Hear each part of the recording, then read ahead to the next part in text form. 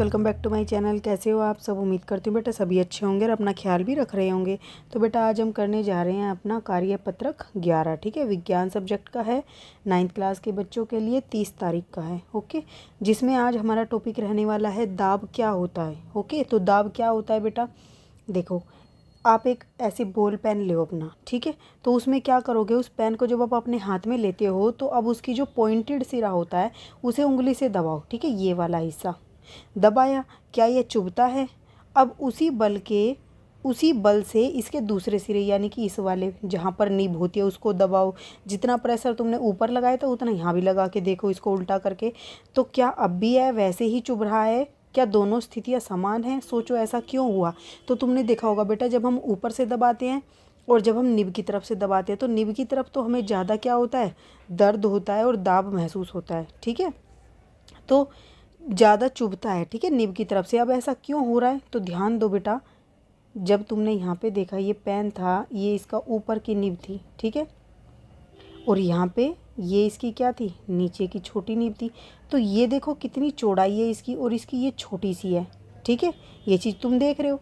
तो यहाँ से क्या, जैसा कि आप बल और उसके प्रभावों के विषय में जानते हैं कि बल के प्रयोग द्वारा किसी भी वस्तु की स्थिति, आकार और गति की अवस्था आदि में परिवर्तन किया जा सकता है। ये हम पढ़ चुके हैं बेटा कि बल क्या होता है।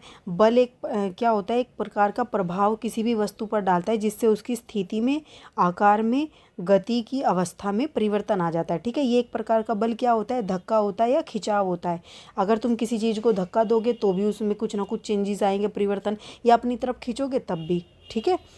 तो परंतु बल का प्रभाव जो होता है वो इस पर भी निर्भर करता है कि वह कितने क्षेत्रफल पर लग रहा है। देखो खाली बल था, जो बल से तो उसकी स्थिति में, गति में, आकार में, इन सब में चेंज आ रहा था। लेकिन अब देखो बेटा, क्या पढ़ा हमने, बल के द्वारा हम किसी भी वस्तु की स्थिति, आकार, गति में चेंज कर सकते हैं। लेकिन जो बल का प्रभाव है वो मतलब कितना लगेगा, उस वस्तु में क्या होएगा, वो एक और चीज़ पर डिपेंड करता है, उस वस्तु के क्षेत्रफल पर जिस पर वह बल लग रहा है, ठीक है। तो जब बल किसी सतह पर लंबवत लगता है तो उसे प्रणोद कहते हैं। जैसे अब तुमने यहाँ पर क्या था, इसकी टिप पर बिल्कुल सीधे बल लगाए तो इसको हम क्या कहेंगे, प्रणोद कहेंगे, ठीक है। ये नाम आपको याद रखना है। जब भी लंबवत ऐसे ये वस्तु रखी है, इसके बिल्कुल परपेंडिकुलर 90 डिग्री पर ये बल लगता है तो उसको हम क्या बोलते हैं, प्रणोद बोलते हैं। अगर तुमने ऐसे है और तुम इस पर ऐसे बल लगा रहे हो तो ये प्रणोद नहीं कहलाएगा, ओके। तो प्रणोद का प्रभाव बल की मात्रा के ये प्रणोद भी एक तरीके का बल ही होता है, बस ये क्या होता है, बिल्कुल लंबवत लगता है। इतना ध्यान रखना, प्रणोद भी एक प्रकार का क्या है, बल है। तो प्रणोद का जो प्रभाव है बल की मात्रा के अतिरिक्त क्षेत्रफल पर भी निर्भर करता है, ठीक है। किस पर, देखो जो प्रणोद होता है वो बल के प्रभाव, जो प्रणोद का प्रभाव होता है बेटा वो बल की मात्रा के अतिरिक्त और क्षेत्रफल पर भी निर्भर करता है। कैसे, देखो इसको समझो। पहले हम कह रहे थे कि कोई भी बल लगता है तो उससे क्या होता है, उसकी वस्तु गति में, किसी भी वस्तु पर जब जिस पर भी बल लगता है उसके स्थिति, आकार, उनमें परिवर्तन आ जाता है। लेकिन जब प्रणोद लगता है, ठीक है, तो प्रणोद जब लगता है तो वो ये भी डिपेंड करता है कि वो कितने अक्षेत्र पर लग रहा है, ठीक है। यानी कि अभी तुमने यहाँ पे देखा जो निब था वो बहुत ही कम क्षेत्रफल पर लग रहा था। जो ये था ये क्या था, बहुत ही कम क्षेत्रफल क्या कर रहे थे, तुम बल लगा रहे थे, ठीक है। जैसे तुम्हारी ये उंगली थी बेटा, इस पर तुमने निब द्वारा क्या किया, पेन की बल लगाया, तो ये बहुत ही कम क्षेत्रफल पर तुम्हारी उंगली के बल लगा रहा है ये पेन की निब। लेकिन जब तुमने पेन का ऊपरी सिरे से अपनी उंगली पर दबाव लगाया तो ये बहुत ही बड़े क्षेत्रफल पर लगा रहा है, ठीक है। तो इससे क्या होता है, जो दाब हमें महसूस हो रही है, जो चुभन हमें पेन की वजह से महसूस हो रही थी, वो उन दोनों में डिफरेंस आ जाता है, ठीक है। और जो ये हमें डिफरेंस समझ आए इसी को हम क्या बोलते हैं, दाब बोलते हैं, ठीक है। तो क्या बोलते हैं इसको, दाब। तो प्रणोद का प्रभाव बल की मात्रा के अतिरिक्त क्षेत्रफल पर भी निर्भर करता है, दो चीज़ों पर, ठीक है। इसे एक अन्य भौतिक राशि दाब द्वारा दर्शाया जाता है। तो जो प्रणोद का प्रभाव है, यानी कि जो प्रणोद बल है, जो कि लंबवत बल लग रहा है, उसको प्रणोद कहते हैं। तो जो इस प्रणोद का प्रभाव होगा उसको हम किससे दर्शाते हैं, दाब। दूसरी एक राशि है, यानी कि एक भौतिक राशि है, दूसरा एक नाम है। जैसे बल हम एक मतलब कि एक राशि बताते हैं, बल है एक, ठीक है। ऐसे ही दाब भी क्या है, एक और हमारी टर्म है, ठीक है, जो कि क्या होती है, प्रणोद के प्रभाव को बताती है। तो दाब क्या होगा बेटा, एकांक क्षेत्रफल पर लगने वाला प्रणोद दाब कहलाता है, ठीक है। अब एकांक क्षेत्रफल पर लगने वाला दाब मतलब क्या है कि ये है, ठीक है, ये तुम्हारा क्या है, कोई भी एक वस्तु है, इस पर बल लगाए जा रहे, तो इसके एक एकांक यानी कि एक यूनिट अक्षेत्रफल पर, ठीक है, एक यूनिट अक्षेत्रफल पर इसके द्वारा जो बल लगाया गया है उसको हम क्या कहते हैं, दाब कहते हैं, ठीक है। तो पता चला एकांक क्षेत्रफल पर लगने वाला प्रणोद, प्रणोद भी एक बल ही होता है, ठीक है, बस ये लंबवत होता है, लगने वाला प्रणोद क्या कहलाता है, दाब कहलाता है। तो दाब क्या हो गया, दाब हो गया प्रणोद बटे में अक्षेत्रफल, ठीक है। और इसका ऐसा ही मात्रक क्या हो जाएगा, पास्कल, क्योंकि ये जो दाब जो मतलब कि एक तो राशि दी थी बेटा, ये किसने दी थी, पास्कल ने दी थी, एक वैज्ञानिक ने, ठीक है। तो उसको हम सम्मान देने के लिए इसका जो मात्रक है इससे डिनोट कर देते हैं, नहीं तो वैसे क्या होता है, न्यूटन पर मीटर स्क्वायर, ठीक है। अब न्यूटन पर मीटर स्क्वायर कैसे हुआ बेटा, देखो प्रणोद क्या है, बल है, और बल को हम किससे डिनोट करते हैं, एफ से डिनोट करते हैं। अब जो एफ है बेटा, एफ की जो क्या नाम है यूनिट होती है वो क्या होती है, या मात्रक जो होता है वो क्या होता है, न्यूटन होता है, ठीक है। अभी आप बच्चे जो 9th में बेटा नए आए होंगे, हो सकता है उन्होंने 8th क्लास का जो आपका बल वाला चैप्टर है वो नहीं पढ़ा हो, ठीक है। अगर आप चाहोगे तो बेटा मैं आपको उसको NCERT की उससे बुक से करा दूँगी, ठीक है, वो आप उसको वहाँ से चेक कर सकते हो दूसरे चैनल पर। तो यहाँ पर बेटा इसका याद करो, बल का जो मात्रक होता है वो न्यूटन होता है। जैसे हम क्या करते हैं, चाल होती है, ये तो पढ़ा होगा ना, चाल क्या होती है, दूरी बटे में समय, दूरी का मात्रक मीटर होता है, समय का मात्रक सेकंड होता है। ऐसे ही बल का मात्रक क्या होता है, न्यूटन। न्यूटन भी एक वैज्ञानिक का नाम था, ठीक है, उसी के नाम पर इसका मात्रक रखा गया है न्यूटन, जैसे इसका पास्कल रखा गया है। और जो ये बेटा क्षेत्रफल है, एरिया, एरिया का तो तुम जानते हो मीटर स्क्वायर या सेंटीमीटर स्क्वायर होता है, तो हम ये वाला मात्रक लेते हैं इसका, ठीक है, ऐसा ही मात्रक ये वाला होता है मीटर स्क्वायर। तो क्या हो गया, न्यूटन ऊपर है, नीचे क्या है, क्षेत्रफल मीटर स्क्वायर, तो इसका मात्रक क्या हो गया, न्यूटन मीटर स्क्वायर, ओके। अब दाब जो है, दाब को कम और ज़्यादा उसके लगने वाले क्षेत्रफल को घटाकर या बढ़ाकर किया जा सकता है, ठीक है। अगर बेटा क्या होगा, इसकी बजाय अगर तुम पेन की निब की बजाय अगर सुई को अब अपनी उंगली पर चुभाओगे तो क्या होगा, वो तुम्हें और तेज़ी से चुभेगी, यानी कि और ज़्यादा तुम्हारे हाथ पर क्या होगा, दाब लगेगा। यानी कि देखो सुई का मतलब क्या हो गया, बहुत ही कम अक्षेत्रफल हो गया, तो जैसे जैसे अक्षेत्रफल कम हुआ वैसे वैसे दाब बढ़ा, इसीलिए ये नीचे है, ठीक है। जो भी क्या होती है, जैसे ये क्या है, पी, दाब को पी से करते हैं, बल को या प्रणोद को एफ से, और क्षेत्रफल को ए से। तो जो भी नीचे होता है वो क्या है बेटा, इसके उल्टा, ठीक है, व्युत्क्रमानुपाती है। इसका मतलब क्या होता है, ऐसे है, अगर ये वाली चीज़ घटती है तो ये वाली चीज़ बढ़ेगी, ठीक है, और अगर ये वाली चीज़ बढ़ रही है तो ये वाली घटेगी, उल्टा होना है, ठीक है। और अगर इसके सामने कोई वस्तु होगी, अगर इसके यहाँ के दूसरी राशि है, जैसे कि क्या है, बल है, ये क्या इसके डायरेक्टली प्रोपोर्शनल है, यानी कि समानुक्रमानुपाती है, ठीक है।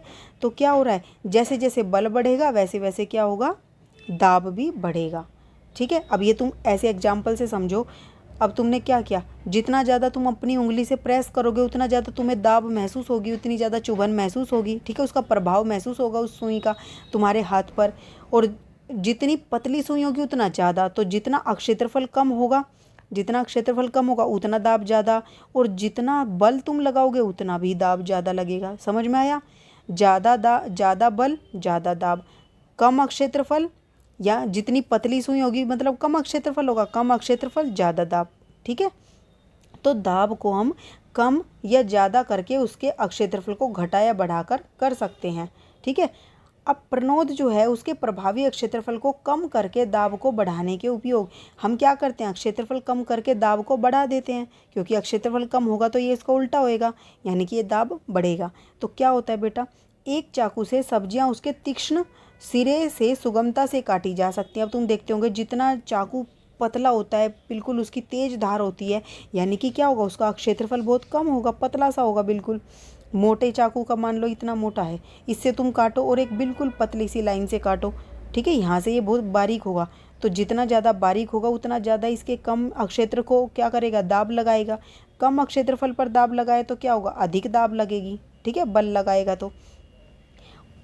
तो ये बात समझ में आई। खोटे चाकू से, या फिर हम कहेंगे मोटा जो खोटा चाकू होता है या कुंद चाकू होता है, उससे सब्जियां नहीं कट पाती, जबकि जो बिल्कुल तेज धार वाला होता है उससे जल्दी कट जाती है, क्योंकि तेज धार वाले में क्या होता है, क्षेत्रफल बहुत कम होता है, ठीक है। अब एक कील को दीवार में उसके नुकीले सिरे से लगाया जा सकता है। अब बेटा कील है, इस हिस्से से लगाओगे जो चौड़ा होता है तो वो दीवार में नहीं जाता, लेकिन जो पैना हिस्सा होता है, ठीक है, इस तरीके का, वो फट से दीवार में चला जाता है, क्योंकि कम क्षेत्रफल होने की वजह से दाब ज़्यादा हो जाती है, और दाब ज़्यादा होने से क्या होगा, जल्दी से काम हो जाएगा। ठीक है, दाब एक तरीके का, ये सोच लो जो भी हम बल लगा रहे हैं वो उसका प्रभाव होता है दाब। ठीक है, अब तुम किसी को थप्पड़ मार रहे हो तो तुम एक उंगली से मारो, ठीक है, और एक पूरे हाथ से मारो तो उसका क्या होता है, प्रभाव अलग अलग होता है। ठीक है, अब एक सिलाई की सुई के नुकीले सिरे से सिलाई की जाती है। अब तुम देखते होंगे जो सिलाई होती है बेटा वो बहुत ही पतली सी और नुकीले सिरे से की जाती है। मोटी सुई लोगे और टूट जाती है बीच में तो उसका क्षेत्रफल बड़ा हो जाएगा, ये हिस्सा टूट गया तो ये तुम्हारे जो कपड़ा है उसके अंदर से नहीं जा पाएगी। ठीक है, क्यों, क्योंकि ये क्या हो गया, क्षेत्रफल ज़्यादा होने से दबाव कम हो गया, दाब कम होगी तो काम प्रभाव मतलब कि कम हो गया, बल बहुत ज़्यादा बल लगाओगे तब जाके वो अंदर जा पाएगा।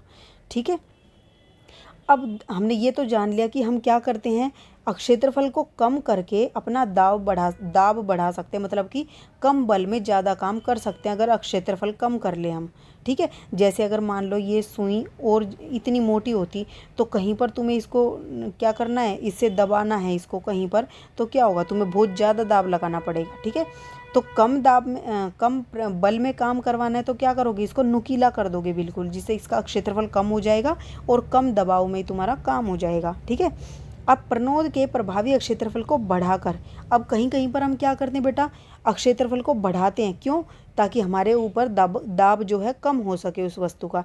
जैसे तुमने देखा स्कूल बैग के जो पट्टे होते हैं वो चौड़े बनाए जाते हैं, जो ये पट्टियाँ होती हैं ये बहुत ज़्यादा चौड़ी बनाई जाती हैं, क्यों, अगर बहुत ज़्यादा पतली होगी तो तुम्हारे क्या होगा, जिस पर भी तुम इसको टांगोगे उस पर बहुत ज़्यादा उसका क्या होगा, प्रभाव बल दिखाई देगा और तुम्हारे यहाँ पर निशान पड़ जाएगी शोल्डर पर। ठीक है, तो इसको जितना ज़्यादा बड़ा कर देंगे हम, उससे क्या होगा, इसके ऊपर जो बल लगाओगे वो हर जगह पर बट जाएगा, एक जगह पर नहीं लगेगा, और जिससे हमें क्या होगा, दबाव कम महसूस होगा। ठीक है, ऐसे ही बेटा टायर चौड़े होते हैं, टायर चौड़े होने से क्या होगा, एक इतनी सी जगह पर पूरा बल लगाने की बजाय वो इतने बड़े पर लगेगा तो वो बट जाएगा, जिससे हमें कम दबाव महसूस होगा। ठीक है, और गाड़ी के वजन को ये आसानी से सहन कर सकेगा। तीसरा, फ्लाईओवर के आधार अधिक फैले होते, तुमने देखा होगा बेटा कि जो ये वाला हिस्सा होता है ये बहुत चौड़ा होता है। चौड़ा क्यों किया जाता है बेटा, जितना ज़्यादा चौड़ा होगा उससे इसके ऊपर जितनी भारी वस्तु रखोगे उसका जो इसके ऊपर क्या होगा, बल लगेगा वो उतना ज़्यादा इधर उधर फैल जाएगा और इस पर एक जगह पर नहीं लगेगा, जिससे इस पर क्या होगा, बहुत ज़्यादा दबाव नहीं पड़ेगा। ठीक है, तो हम कभी भी किसी भी वस्तु के प्रभाव को कम करने के लिए क्या करते हैं, उसका क्षेत्रफल बढ़ा देते हैं। ठीक है, लेकिन अगर किसी कहीं पर हमें बहुत ज़्यादा दबाव लगाना है तो वहाँ पर हम क्षेत्रफल को कम कर देते हैं, जिससे क्या होता है, दबाव अधिक लगता है। ठीक है, जैसे तुम देखते होंगे जो इंजेक्शन होते हैं, सुइयाँ होती हैं, वो बहुत पतली क्यों होती हैं, वो पतली इसलिए बनाई जाती है कि कम दबाव से ही हमारे शरीर में वो चली जाए। अगर मोटी सुई होगी तो तुम कितनी ज़्यादा जोर लगाओगे वो शरीर में नहीं जा पाएगी। यहाँ से समझ आ गया। अब हम इसके क्वेश्चन आंसर करते हैं। दाब को परिभाषित कीजिए, यह किन कारकों पर निर्भर करता है। तो दाब हमने यहाँ से पढ़ा था बेटा, दाब आप ये लिखोगे कि एकांक क्षेत्रफल पर लगने वाला प्रनोद दाब कहलाता है। ये इसका तुम्हारा फॉर्मूला है और ये इसका SI मात्रक है। ठीक है, ये तीनों चीज़ें लिख दोगे। उसके बाद किन कारकों पर निर्भर करता है, तो तुम लिखोगे बेटा 1 मिनट। दाब जो है दो कारकों पर निर्भर करता है, प्रनोद और क्षेत्रफल। हमने अभी पढ़ा P क्या होता है, F/A। ये तो क्या होता है, क्षेत्रफल, और ये होता है बल या प्रनोद। तो प्रनोद पर और क्षेत्रफल पर क्या होता है, डिपेंड करता है। तो प्रनोद को बढ़ाने से दाब, ये बै है। ठीक है, दाब क्या होगा, देखो प्रनोद को बढ़ाने से दाब बढ़ेगा, लेकिन क्षेत्रफल को बढ़ाओगे, ये क्षेत्रफल को बढ़ाओगे तो ये क्या होगा, घटेगा। यहाँ पे दाब कर लेना, दाब घटेगा। ठीक है, ये लिख लेना। उसके बाद बेटा नेक्स्ट क्या है तुम्हारा, कि वाहनों के जो टायर है वो चौड़े होते हैं। क्यों होते हैं बेटा, इसके कारण बताने हैं। तो वाहनों का टायर चौड़ा इसलिए होता है क्योंकि क्षेत्रफल बढ़ाने से दाब क्या होगा, घट जाएगा, और जब दाब घट जाएगा तो वहाँ क्या होगा, उस पर जो टायर था उसके ऊपर पूरी गाड़ी का भार जो है कम होगा। जितने ज़्यादा चौड़े होंगे उतनी जल्द क्या होगा, वो उसको वजन को सहन कर सकता है आसानी से। ठीक है, अब फल और सब्जियों को एक कुंद चाकू से काटना कठिन क्यों होता है। तो बेटा हमने अभी पढ़ा क्योंकि कुंद चाकू का क्षेत्रफल पैनी चाकू की अपेक्षा अधिक होता है, ठीक है, और जिसके कारण उसका दाब लिख लेना बेटा, ठीक है, दाब कम होता है। और यही कारण है फल और सब्जियों को कुंद चाकू से काटने से में कठिनाइयाँ होती है, हमें अधिक जोर लगाना पड़ता है उसको काटने में। अगर पैना होगा तो क्या होगा, कम बल में ही हम अधिक काम कर पाएंगे, ठीक है। अब बालू पर खड़े रहने पर आपके पैर उसमें धंसते हैं परंतु लेटने पर नहीं।